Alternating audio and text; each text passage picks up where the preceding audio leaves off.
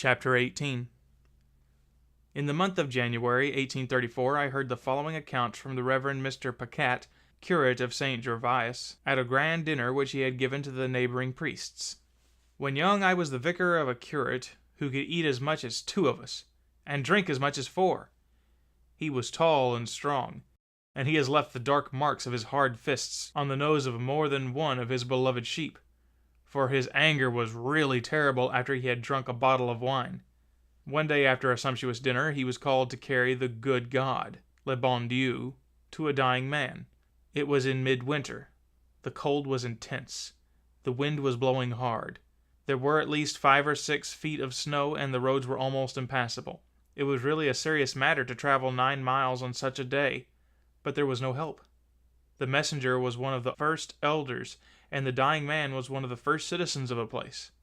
The curate, after a few grumblings, drank a tumbler of good Jamaica with his driver, as a preventive against the cold, went to church, took the good God, le bon Dieu, and threw himself into the sleigh, wrapped as well as possible in his large buffalo robes.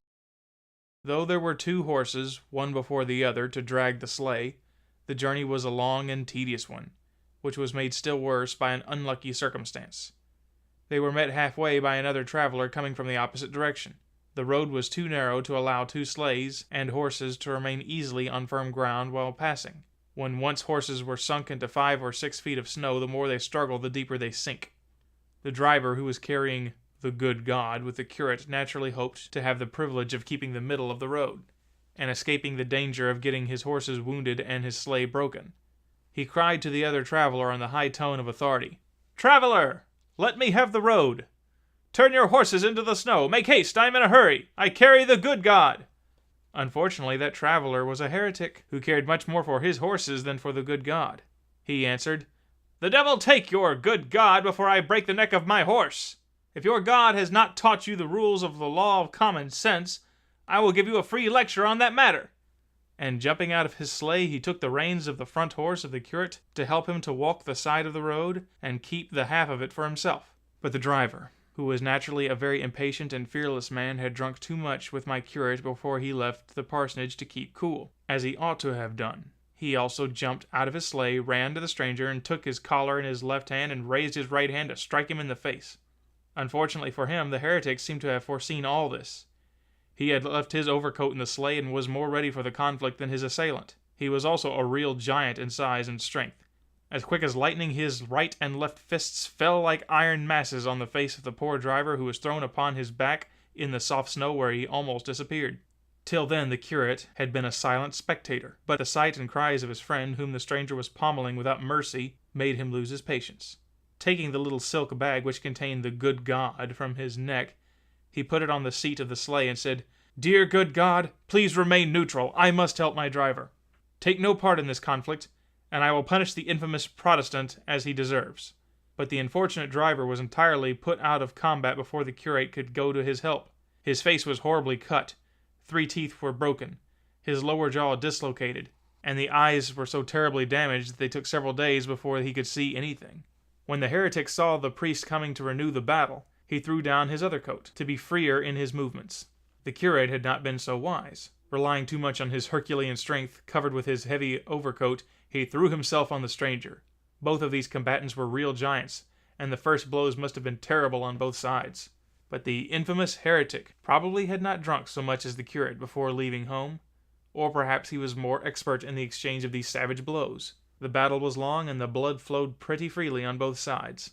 The cries of the combatants might have been heard at long distances were it not for the roaring noise of the wind, which at that instant was blowing a hurricane. The storm, the cries, the blows, the blood, the surplice, and the torn clothing reddened with gore made such a terrible spectacle that the horses of the curate took fright and threw themselves into the snow, turning their back to the storm, and made for home. They dragged the fragments of the upset sleigh pretty long distance, and arrived at the door of their stable with only some diminutive parts of the harness. The good God had evidently heard the prayer of my curate, and had remained neutral. At all events, he had not taken the part of the priest, for he lost and the infamous Protestant remained master of the battlefield. The curate had to help his driver out of the snow, where he had lain buried like a slaughtered ox. Both had to crawl nearly half a mile in snow before they could reach the nearest farmhouse, where they arrived when it was dark. But the worst is not told. The horses had dragged the sleigh of a certain distance, upset, and smashed it. The little silk bag with the silver box and its precious contents was lost in the snow, and though several hundred people had looked for it, it could not be found.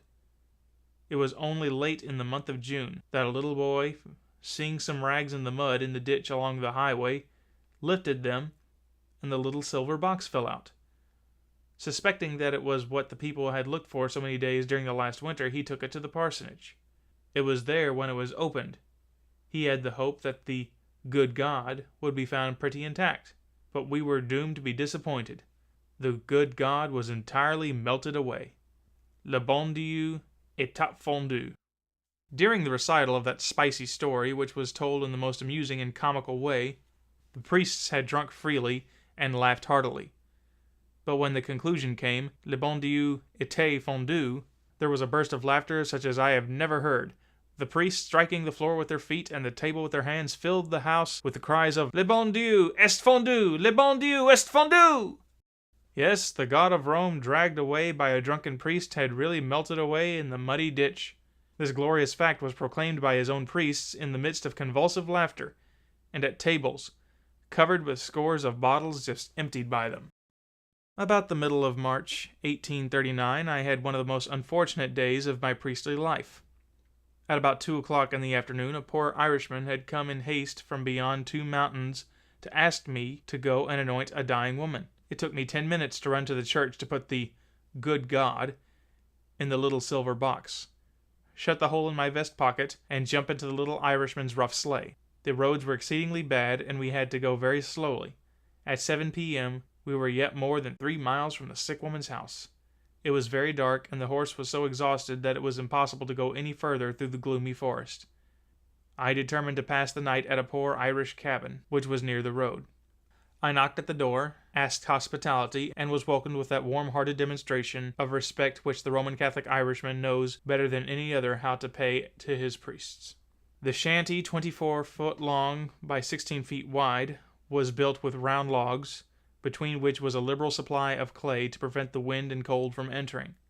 6 fat, though not absolutely well-washed, healthy boys and girls, half naked, presented themselves around their good parents, as the living witnesses that this cabin, in spite of its ugly appearance, was really a happy home for its dwellers. Besides the 8 human beings sheltered beneath the hospitable roof, I saw at one end a magnificent cow with her newborn calf, and 2 fine pigs. These last 2 boarders were separated from the rest of the family only by a branch partitioned between 2 or 3 feet high. "Please, your reverence," said the good woman, after she had prepared her supper, "excuse our poverty, but be sure that we feel happy and much honored to have you in our humble dwelling for the night. My only regret is that we have only 2 potatoes, milk and butter to give you for supper. And these backwoods, tea, sugar, and wheat and flour, are unknown luxuries." I thanked that good woman for her hospitality, assuring her that good potatoes, fresh butter, and milk were the best delicacies which could be offered to me in any place. I sat at the table and ate one of the most delicious suppers of my life. The potatoes were exceedingly well cooked, and butter and cream and milk of the best quality, and my appetite was not a little sharpened by the long journey over the steep mountains. I had not told these good people, nor even my driver, that I had Le bon Dieu, the good God, with me in my vest pocket. It would have made them too uneasy, and would have added too much to my other difficulties. When the time of sleeping arrived, I went to bed with all my clothing, and slept well, for I was very tired by the tedious and broken roads from Beauport to these distant mountains. Next morning, before breakfast and the dawn of day, I was up, and soon as we had a glimpse of light to see our way, I left the house of the sick woman after offering a silent prayer. I had not traveled a quarter of a mile when I put my hand into my vest pocket, and to my indescribable dismay I found that the little silver box containing the good God was missing.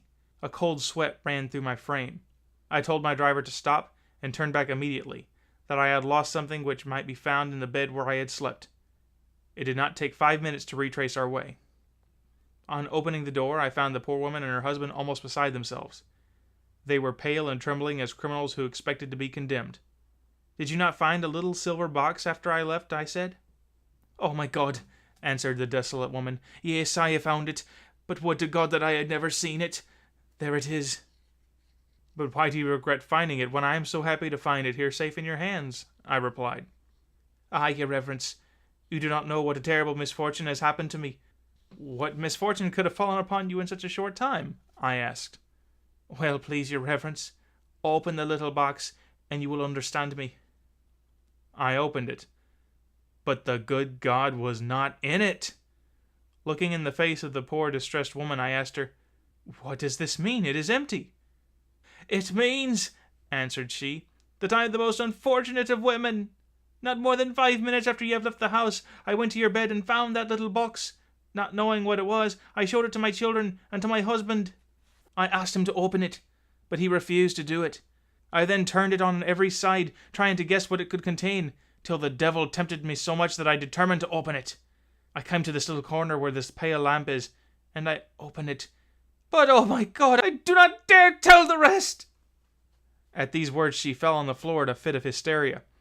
Her cries were piercing, her mouth was foaming, she was cruelly tearing her hair with her own hands. The shrieks and lamentations of the children were so distressing that I could hardly prevent myself from crying also. After a few moments of the greatest agony, seeing that the poor woman was becoming calm, I addressed myself to the husband and said, "Please give me the explanation of these strange things." He could hardly speak at first, but as I was very pressing, he told me with a trembling voice, "Please, your reverence, look into that vessel which the children use, and you will perhaps understand our desolation.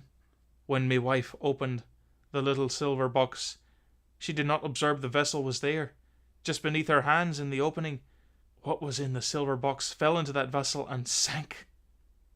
We were all filled with consternation when you knocked at the door and entered." I felt struck with such unspeakable horror at the thought that the body, blood, soul, and divinity of the Savior Jesus Christ was there sunk into that vessel, that I remained speechless, and for a long time did not know what to do.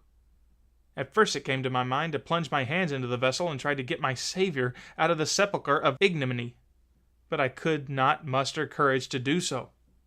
At last I requested the poor desolate family to dig a hole 3 feet deep in the ground and deposit it with its contents, and I left the house after I had forbidden them from ever saying a word about that awful calamity. One of the most sacred books of the law and regulations of the Church of Rome, Missale Romanum, we read page 58, "If the priest vomit the Eucharist, if the species appear entire, let them be reverently swallowed unless sickness arise. For then let the consecrated species be cautiously separated and laid up in some sacred place till they are corrupted, and afterwards let them be cast into this sacrarium. But if the species do not appear, let the vomit be burned and the ashes cast into the sacrarium." When a priest of Rome, I was bound with all the Roman Catholics to believe that Christ had taken his own body with his own hands to his mouth, and that he had eaten himself, not in a spiritual but in a substantial, material way. After eating himself, he had given it to his apostles, who then ate him also. Has the world in its darkest ages of paganism ever witnessed such a system of idolatry, so debasing, impious, ridiculous, and diabolical in its consequences, as the Church of Rome teaches in the dogma of transubstantiation? When, with the light of the gospel in hand, the Christian goes into those terrible recesses of superstition, folly, and impiety, he can hardly believe his eyes and his ears. It seems impossible that men can consent to worship a God whom the rats can eat, a God who can be dragged away and lost in a muddy ditch by a drunken priest, a God who can be eaten, vomited, and eaten again by those who are courageous enough to eat again what they have vomited. The religion of Rome is not a religion. It is the mockery, the destruction, the ignominious caricature of religion. The Church of Rome, as a public fact, is nothing but the accomplishment of the awful prophecy, because they perceived not the love of the truth that they might be saved. For this cause God shall send them strong delusion, that they should believe a lie.